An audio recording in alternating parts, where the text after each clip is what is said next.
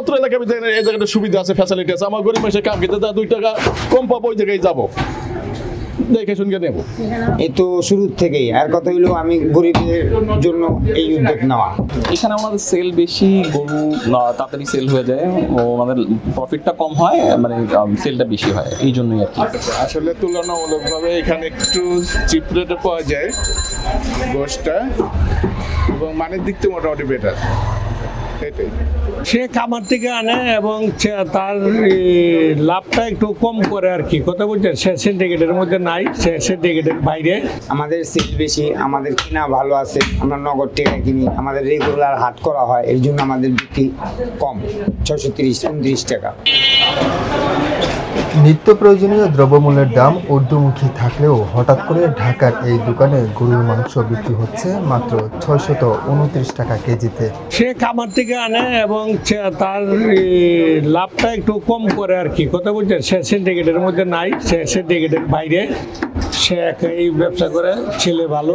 তারপরে দ্বিতীয় কথা হইলো কি, যে জীবন বাজারের মধ্যে 700-750 বিক্রি করে বা 800 টাকা বিক্রি করে, সে কমে বিক্রি করতেছে। খামার থেকে গরু আনে, কথা বলছেন। খামার আলাদা থেকে তার আছে, আর বাজারের মধ্যে তো হলো সিন্ডিকেট, কথা বলছেন। সিন্ডিকেট ছাড়া কোনো জিনিস বর্তমানে পাওয়া যায় না, সব জায়গাতে একরকম। তবে আপনার সবার থেকে আলাদা থাকে। আবার রোজার থেকে নিয়ে, গত রোজার থেকে নিয়ে এই পর্যন্ত যা বিক্রি করতেছে একইভাবে বিক্রি করতেছে, এইভাবে তারটা চলতেছে। আর সবচেয়ে বড় ব্যাপার হলো যে যা কিছু আছে সব সামনাসামনি আছে, কেন আলাদা কোনো রকম কোনো কিছু যে আবিজাবি দিয়ে যে বিক্রি টিক্রি করার যে একটা প্রবণতা আছে, এটা তার মধ্যে নাই। আমি 600 টাকা কেজিতে বাজারে গরু 750 টাকা, এটা 630 টাকা। তবে ওর জিনিস খুব ভালো, আর এও ভালো, সব কোনো দিক দিয়ে কোনো নেই। আর অন্য দিকে যা দেখতে সব অরিজিনাল, এখানে কোনো ডুপ্লিকেট কোনো জিনিসই নেই। গরুর মধ্যে যেটা আছে এটাই সে বিক্রি করতেছে, অন্য কোনো জায়গা থেকে যাই না অন্য কিছু লাগায় বিক্রি করবো, এটা তার মধ্যে এটা নাই। এই প্রবণতাটা তার মধ্যে নাই। না, এই অত্র এলাকায় এই জায়গাটা সুবিধা আছে, ফ্যাসিলিটি আছে। আমার গরিব মানুষের কাম খেতে 2 টাকা কম পাবো, ওই জায়গায় যাবো, দেখে শুনকে নেব। সে ব্যবসায়ী হয়তো সে সীমিত লাভ করে, প্রোডাকশন বেশি দেয়, এটা আমার ধারণা। যখন এই সুযোগটা দিয়েছে, এই জন্য তো আমরা অনেক দূরে আমি আইছি। এখানে আমার আশপাশে অনেক দোকান আছে। গোস্তের দাম অনুযায়ী, মান অনুযায়ী ঠিক আছে। আমরা এই পুরান ঢাকাই। সরজমিনে ঘুরে দেখা গেছে ঢাকার বিসমিল্লাহ খাসি গরু সাপ্লাই দোকানে গরুর গোস্ত বিক্রি হচ্ছে 629 টাকা কেজিতে। যেখানে একটি গরু বিক্রি করতে ব্যাগ পেতে হয়, সেখানে বিক্রি হচ্ছে 12 থেকে 15টি গরু। দোকানের লোকজন বলছেন, আমাদের সেল বেশি, আমাদের কিনা ভালো আছে, আমরা নগদ টাকা কিনি, আমাদের রেগুলার হাট করা হয়, এর জন্য আমাদের বিক্রি কম, 630-29 টাকা।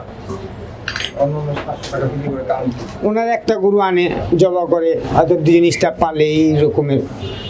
আমরা মনে করেন 7 টাকা দিয়ে, 8 টাকা দিয়ে, 10 টাকা দিয়ে একটা লাভ হয়, একটা লস হয়, একটা সমান আসে। যা মাহাজন 2-4 হাজার থাকলেই হয়, স্টাফ করতে দিয়ে মাহাজনের 2-4 হাজার থাকলেই হয় জায়গা, আর বেশি লাগে না তার। এই তো শুরু থেকেই আর কথা হইলো আমি গরিবদের জন্য এই উদ্যোগ নেওয়া।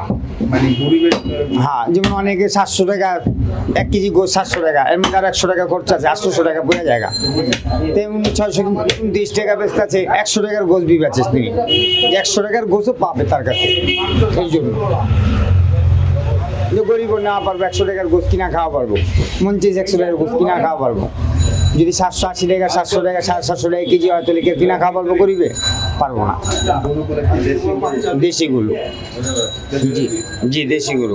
আমাদের এখানে সেল বেশি, লাভ কম করি। এখানে গরু 12টা-15টা গরু বিক্রি হয় আমাদের দোকানে এখন বর্তমানে। কাস্টমারের ভিড় কেমন? কাস্টমারের ভিড় হয়, অনেক ভিড় হয়। না, আমাদের হাটের টানি, দেশি গরু আনে হাটের থেকে, ফার্মের টানি না ভাইয়া।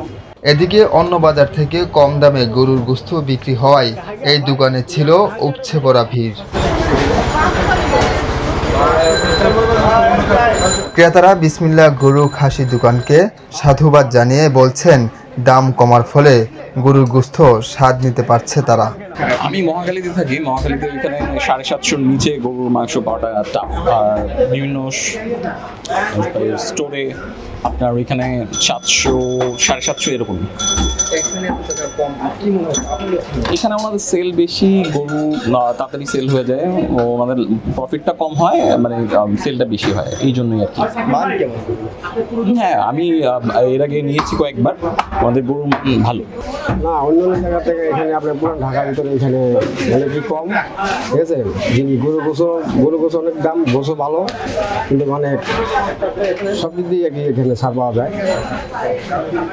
কারণ কি এখানে পুরান ঢাকার গোছ এক কত নাম দেবে, নতুন ধরনের দোকান তো ঢাকা সিটি নাম করা, বুঝছেন। আমার মনে হয় সে তো পুরান দোকানদার, সে হস্তা পায়ে দেখি সে হস্তা বিক্রি করে, বুঝছেন না, কম দামে বিক্রি করতে পারে দেখি দিয়ে কাস্টমার কম দামে বিক্রি করে। আমরা অনেক সন্তুষ্ট, হ্যাঁ, এই দামে গোশ বিক্রি করার জন্য অনেক অনেক সন্তুষ্ট। ভালো মাংস এনে তারা পোষায় বেশি বিক্রি করে, বেশি মানে গরু কেনে, যার জন্য তাদের পোষায় ভালো।